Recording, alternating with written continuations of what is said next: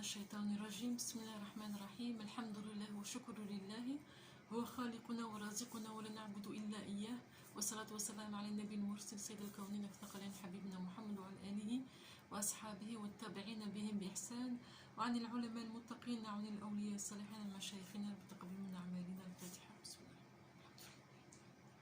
مالك يوم الدين إياك نعبد وإياك نستعين اهدنا الصراط المستقيم صراط الذين أنعمت عليهم غير المغضوب عليهم ولا الضالين آمين. Salam, salut, bonjour à toutes et à tous. Voilà, donc une vidéo qui a pour but donc l'explication, la compréhension et le remède de tout ce qui est sortilège avalé ou sorcellerie avalée, sihr ma'koul en arabe. Voilà, c'est un fléau encore qui touche notre communauté aujourd'hui. Donc vraiment, subhanallah, en particulier notre communauté, en ces temps-là, et c'est partout, c'est un problème vraiment au niveau mondial. J'avais entendu un hadith du prophète sallallahu alayhi wa sallam qui dit que justement la communauté du prophète Mohammed sallallahu alayhi wa sallam, beaucoup allaient mourir à cause justement de la sorcellerie avalée. Alors avant je ne comprenais pas, avant d'avoir cette compréhension par la grâce d'Allah subhanahu wa ta'ala, je ne comprenais pas comment on pouvait tomber malade et surtout mourir d'une sorcellerie. Et donc maintenant je comprends mieux, Dieu merci, par la seule grâce d'Allah subhanahu wa ta'ala qui ouvre justement les portes de la compréhension. Et donc je vais sur cette vidéo tenter de partager avec vous donc la compréhension, parce que la compréhension d'une maladie c'est déjà 50% de la guérison, puis ensuite le remède donc à cette sortilège collé. Alors, j'aurais peut-être besoin de mes lunettes. Je vais lire, en fait, j'ai aussi un livre, en résumé, des extraits avec des images pour justement comprendre le problème, qu'est-ce que c'est que la sorcellerie avalée, et donner le remède. Donc, je montrerai la photo. Donc, je vais lire ce que j'ai écrit par la seule grâce d'Allah subhanahu wa ta'ala. Tout ce qu'on sait, tout ce qu'on fait de bien, c'est par la seule grâce d'Allah subhanahu wa ta'ala. Donc, on remercie Allah subhanahu wa ta'ala et qu'on soit des créatures vraiment dévouées à son culte seul subhanahu wa ta'ala, et qu'on soit aussi au service de la communauté du bien-aimé prophète Mohammed sallallahu alayhi wa sallam, que chacun partage ce que Allah lui a donné comme don, comme pouvoir, comme connaissance. Voilà, c'est comme ça qu'on pourra réussir, et c'est comme ça que les cœurs se liront, bi'idhnillah, et c'est comme ça qu'Allah subhanahu wa ta'ala donnera les victoires, bi'idhnillah subhanahu wa ta'ala. Donc, compréhension et remède de la sorcellerie avalée. Alors, certains raqis, les raqis qui sont, c'est ce qu'on appelle les spécialistes en fait de la ruqya, de la médecine, de cette médecine-là, justement, de tout ce qui est possession, etc. Donc, certains raqis ou savants en la matière nous apprennent que la sorcellerie mangée prend la forme de gouttelettes déposées dans la nourriture ou la boisson. Elle est indétectable au goût, puis dans l'estomac ou les intestins, ou dans n'importe quel endroit de l'appareil digestif, reste collée à la paroi comme de la glu. Voilà. Alors là, j'ai une photo que j'ai prise, une photo que j'ai prise sur internet pour avoir, c'est pas quelque chose que j'ai destiné. Donc voici l'appareil digestif. On voit donc là, il y a la bouche en haut, et donc il y a justement tout ça, c'est l'appareil, ça fait partie du système digestif. Donc, quand on avale, que ce soit par la nourriture ou par la boisson, quelque part, ça va se coller, quelque part, ça dépend. Voilà, ça peut être là, tout au début, comme ça peut être tout à la fin, au milieu. Voilà. Ouais, c'est ça, en fait. Le problème, c'est ça, la sorcellerie avalée, c'est ce qui se passe. Et c'est ce qui va créer ensuite des maladies, comme on va le voir. Voilà. Donc, quelque part dans ce système digestif. Donc, inflammation et propagation du poison avec le temps. Donc, avec le temps, il y aura des complications inévitables si la sorcellerie avalée reste dans le corps. Elle sera la cause de nids à bactéries, champignons, inflammation, avec toutes les complications qui y sont liées. Donc, comme on a vu, quand elle colle quelque part dans tout ce système digestif qu'on a vu tout à l'heure, elle va s'installer. Et au meilleur des cas, de toute façon, comme c'est un corps étranger, l'endroit où cette sorcellerie va coller, ça va créer donc une inflammation, un lien à bactéries, Et puis petit à petit, avec les semaines, avec les mois et avec les années, vous vous rendez compte où ça va. Ça va, ensuite ça va faire des maladies partout dans le corps. Et plus elle va rester, et plus les maladies vont se propager. Et après, on ne saura même plus où est-ce que ça a commencé. Voilà. Donc, à noter, il est possible que dès le début du traitement avec la ruqya, pour les personnes qui sont victimes de sorcellerie, et d'un sort, donc une sorcellerie pour telle ou telle chose, plus une sorcellerie avalée. Donc, il est possible que dès le début du traitement avec ruqya, quand on fait la ruqya avec les versets du Coran et puis les invocations prophétiques, le djinn attaché à la magie puisse sortir. Ça arrive. Et que la substance, elle reste collée.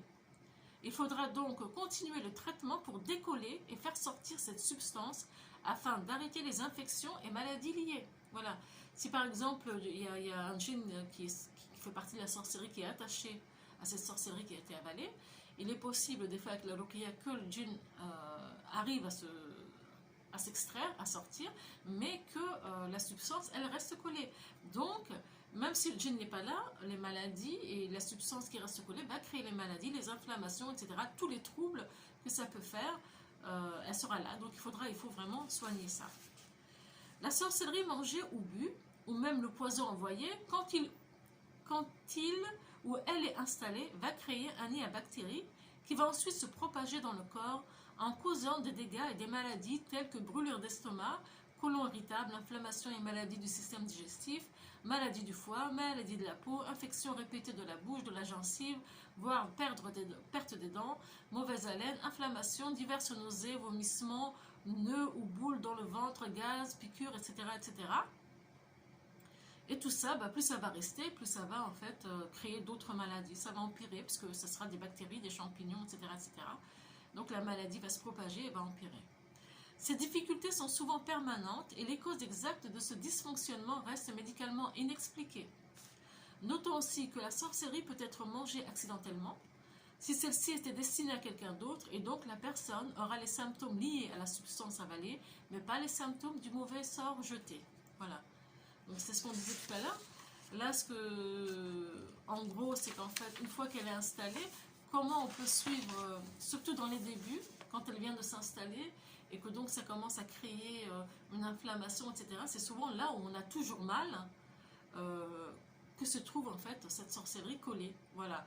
Ce qui se passe quand ça reste trop longtemps, comme la maladie va se propager dans les autres organes, etc., des fois on va avoir plusieurs choses à traiter. Donc on ne saura même plus où est le commencement. Mais petit à petit, avec le traitement, etc., petit à petit, là, on en arrivera à tout ça, à comprendre où est-ce qu'elle est.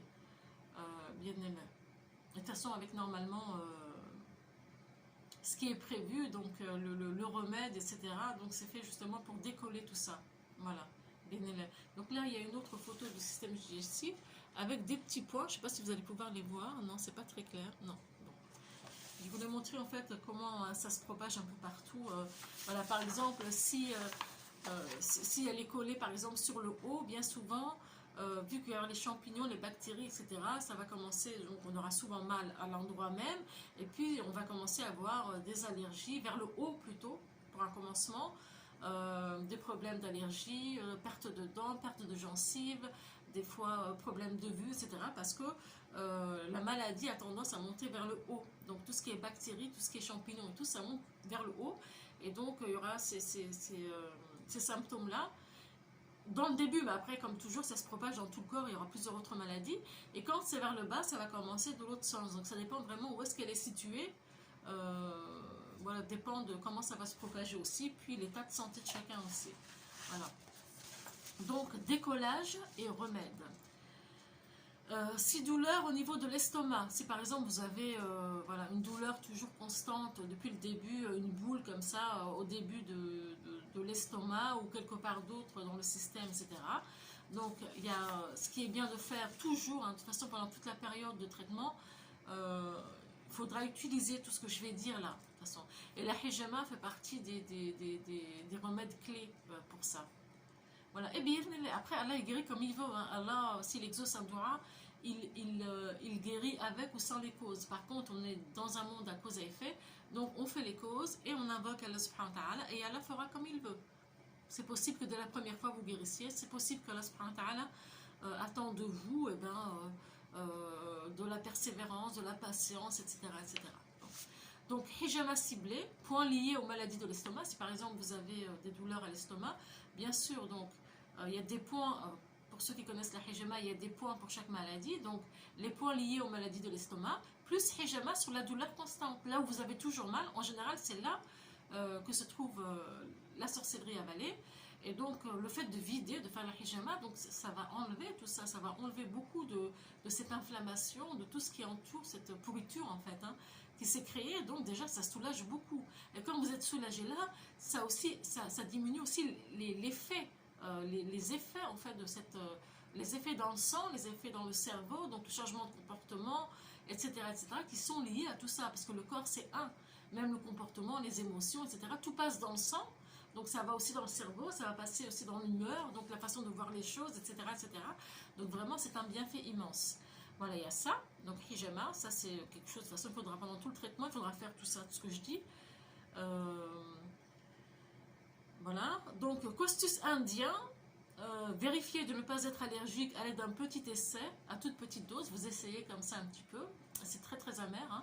Vous l'essayez, si ça passe, vous pouvez prendre 3 fois par jour, matin, midi, soir, un quart de petite cuillère que vous déposez dans la langue, puis vous buvez de l'eau. C'est plus facile, il y en a qui mélangent ça avec de l'eau, c'est très dur, puisque c'est très très amer. Donc le plus facile à avaler, c'est ça. Donc c'est un antibactérien, un antifongique très très puissant, et donc c'est très très bien. Voilà, le costus est un antibactérien antifongique qui lutte contre les effets de la sorcellerie avalée. Il est souvent mentionné dans la médecine traditionnelle et prophétique. Voilà, c'est très bien pour la santé. Ensuite, il y a l'huile d'olive. Voilà, l'huile d'olive. Donc 3 cuillères. Si on peut prendre, si on arrive, alors il faut de l'huile d'olive bio, bien sûr. Il ne faut pas aller acheter une huile d'olive qui coûte pas cher dans les supermarchés en Europe, parce qu'on risque de tomber malade avec ça. Donc on essaie de trouver vraiment une huile d'olive soit bio, dans les magasins bio, soit une huile d'olive du bled, ou voilà, souvent, voilà. Donc 3 cuillères d'huile d'olive à jeun si on y arrive, ou sinon 2. Et puis avant de manger, le midi, le soir, on prend une bonne cuillère d'huile d'olive. Puis en mettre dans les salades et tout autre aliment dès que possible. Le but de la prise d'huile d'olive est de faciliter le décollage de la substance avalée. Il faut en consommer davantage pendant toute la durée nécessaire jusqu'au décollage du sortilège. Subhanallah, avaler l'huile d'olive décolle en fait. Hein. Comme elle colle, cette substance colle comme de la glu au système digestif, l'huile d'olive, ça va décoller petit à petit. Donc on va prendre avec la patience et tout. Il faut s'armer de patience. Hein. C'est un remède. Donc, puis après on prend l'habitude. On le prend justement pour faciliter à décoller, puis on ne sait pas quand est-ce qu'Allah subhanahu wa ta'ala va mettre sa baraka et fera que la chose va sortir, parce que tant qu'elle est là, même si on fait la hijama, qu'on prend le costus indien, c'est bien, ça diminue, mais elle est toujours là, donc elle est toujours active, ça recommence toujours, donc c'est toujours une lutte. Donc toujours faire les doigts, qu'Allah subhanahu wa ta'ala nous guérisse, et Inch'Allah jusqu'à que ça parte, puis ça partira. Allah subhanahu wa ta'ala c'est mi'a mujib ad-du'a. Il a dit, invoquez-moi, je vous répondrai. Sadaqallahu al-azim. Alors, si les symptômes persistent quelques jours, on laisse passer, voilà, je sais pas, on peut passer 2-3 semaines à prendre de l'huile d'olive, du costus indien, avoir fait la hijama 1 ou 2 fois. Et après ces 3 semaines-là, déjà, le corps, déjà, normalement, il est censé s'être déjà purifié de tout ça. Donc, on est déjà plus à l'aise, on voit plus clair, etc., etc. Et là, qu'est-ce qu'on peut faire pour aider à décoller? Donc, quelques jours après la prise d'huile d'olive, on positionne chaque matin un jeun des ventouses au niveau du début de l'estomac, point 133-121, et tout autour du nombril, point 137, 138, 139, 140. Je vous montrerai la figure après du hijama.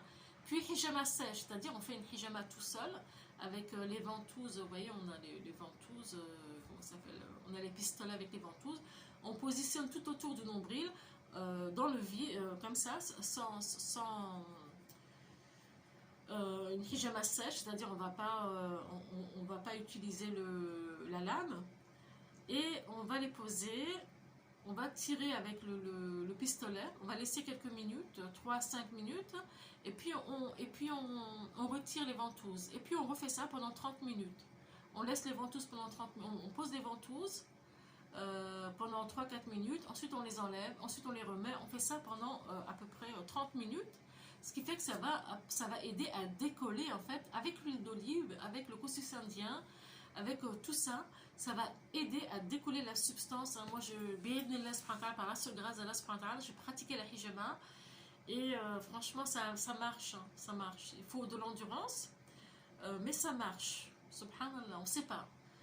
Ça peut être très rapidement, ça peut être moins rapidement, mais il y a toujours, si vous faites ça, si vous invoquez Allah avec sincérité, etc., il y a toujours tout ce qui nous arrive vient bien, puisque ça nous apprend la patience, la reconnaissance, ça nous apprend plein de choses en fait. Hein. Donc, par contre, mettre des ventouses sèches, pour celles qui ont donc contre-indication de la hijama sèche, en cas de maladie ou saignement de l'utérus, il faut s'abstenir. Ne pas poser de ventouse sur une cicatrice ou une infection aussi. D'accord. Donc celles qui ont des saignements réguliers, on ne fait pas la hijama sèche, hein, parce que ça risque d'empirer. Voilà, c'est vraiment ceux qui n'ont pas ce problème de saignement, etc. Voilà, c'est très très important. Je vais vous montrer donc la photo de tout. Donc c'est très simple, mais c'est tout ce qu'il y a à dire en fait. On n'a pas besoin d'en dire plus concernant la sorcellerie mangée. Et puis voilà, donc ça c'est la photo donc du cœur avec les points de la hijama. Là, on a le nombril, et tout autour du nombril, là comme ça, on pose les ventouses. On peut en poser une ici aussi. Donc on pose les ventouses et puis on enlève. On pose les ventouses, on laisse 3-4 minutes, 5 minutes et on enlève. Voilà, ça fait bouger tout le système digestif. Et voilà, quand on a déjà 3-4 semaines de traitement, peut-être que ça va vite marcher justement de décoller la substance et qu'Allah voilà, mettre sa guérison. Donc si douleur au niveau des intestins, si par exemple la sorcellerie est au niveau des intestins, ou des fois ça peut être simplement la sorcellerie qui s'est propagée, donc il y aura des douleurs et au niveau de l'estomac et au niveau des intestins. Mais bref, donc hijama ciblé pour les maladies liées aux intestins, plus hijama sur la douleur constante. Nous conseillons au moins 4 séances de hijama afin d'extraire les toxines liées et faciliter le décollage de la substance. Ce qui est bien aussi, c'est Sanamaki. Sanamaki, donc c'est très bien pour nettoyer les intestins quand on a comme ça de la sorcellerie avalée depuis un certain moment. Donc il y a beaucoup de dégâts, beaucoup de saleté qui restent comme ça au niveau de cette sorcellerie. Donc le fait de vider, le fait de nettoyer, ça fait du bien à la personne parce que ça lui permet de se reprendre, de reprendre une santé, d'y voir plus clair, d'être en meilleure santé. Donc c'est Sanama qui sait bien de faire de temps en temps. Donc on prend une petite poignée comme ça, qu'on laisse bouillir 10 minutes dans de l'eau, puis on boit une tasse à jeun, c'est mieux, mais il faut rester près des toilettes parce que voilà, ça peut faire mal, c'est un laxatif. Hein. Il y a aussi les gens qui ont des problèmes de constipation peuvent l'utiliser, voilà. Voilà. Donc il y a cèdre, le cèdre aussi c'est très bien, c'est baraka, c'est cèdre, se laver avec quelques feuilles de cèdre que l'on va moudre, puis ajouter de l'eau coranisée pour se laver, ça fait beaucoup de bien aussi, subhanallah, c'est un arbre béni aussi, de prendre du cèdre, à mettre dans de l'eau, qu'on coranise et qu'on se lave avec, subhanallah, il y a une baraka qui est incroyable. Voilà pour cette vidéo. Voilà, la prochaine vidéo ce sera sur la ruqya, apprendre à se soigner seul. J'avais déjà fait des vidéos auparavant, mais j'en refais des nouvelles là, au cas où j'aurais oublié quelque chose. Qu'elle fasse de notre époque une époque de guérison pour chacun d'entre nous et de nos cœurs, dans nos cœurs une sincérité, une pureté, une entraide, de l'amour entre tout le monde, Inch'Allah. Chacun apporte sa pierre, ce sera beaucoup plus beau. Voilà. Avec la baraka d'Allah subhanahu wa ta'ala. Voilà. Allez, à bientôt. Inch'Allah. Assalamu alaikum.